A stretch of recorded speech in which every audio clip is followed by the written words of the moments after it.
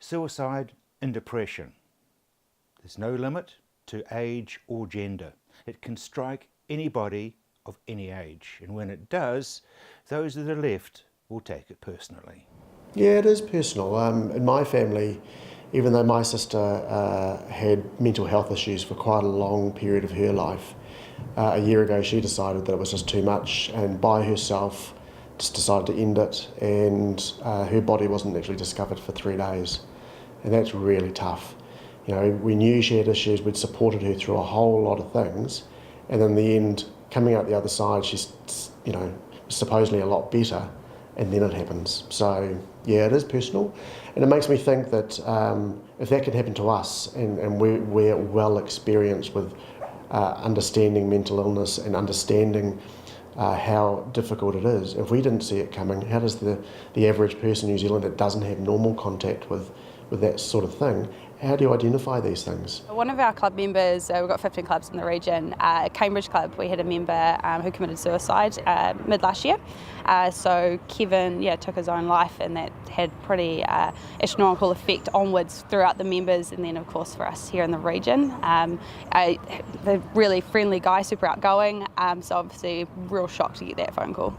Kevin was someone who was a part of the club, and someone who he was always there, always helping out, always willing to give his time, and had a big smile on his face. So while I haven't been around the club a lot recently, certainly know Kevin and know how loved he was by everybody, and how I guess any club, any community, rugby, netball, young farmers, you do look out for each other, and so you do feel it when you lose someone.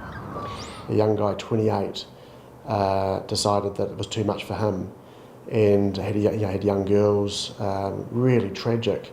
And we had club members that saw him the day before, and there was no sign.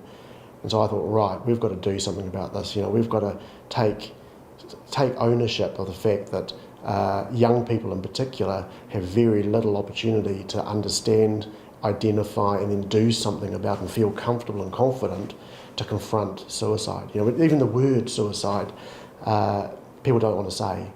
So yeah, it's personal from a family point of view, and then from our organisation. We've lost 3 people in the last couple of years, 3 too many, and you know, it's a tragedy that I think can be averted. For Sam Robinson, it's very personal. Extremely personal. It doesn't get much closer, to be honest. Yeah. So what's your story? Oh, if I had access to my guns, I wouldn't be standing here talking to you. I've been battling depression since I was 17, 10 years. Didn't admit it for about 5 years, and it's been with me ever since. What did you do, Sam? Once I started speaking about it, gone to a lot of doctors, I'm on antidepressants, different psychologists, cognitive behaviour therapy, trying everything to try and get rid of it.